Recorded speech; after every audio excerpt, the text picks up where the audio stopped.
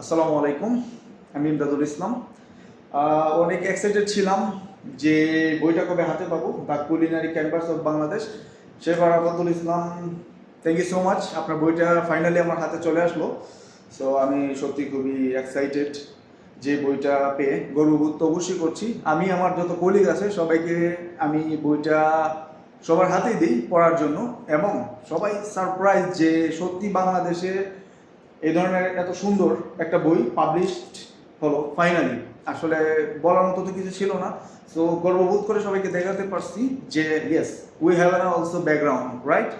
So thank you so much. আসলে আমি আমার সঙ্গে যারা ছিল আমার কলিগ, বিভিন্ন দেশের বিভিন্ন কালচারের মানুষ কাজ করেন আমার সঙ্গে যারা আছে, সো সবার কাছে আমি বইটা প্রেজেন্ট করি এবং সবাই সিরিয়াসলি দেখে অনেক, মানে কি বলবো, এক্সাইটেড ছিল যে এরকমও হয় বাংলাদেশ থেকে।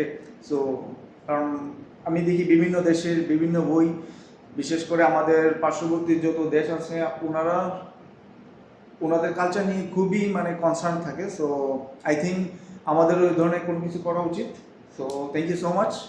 ফাইনালি বইটা পেলাম, so let's read it. Thank you so much.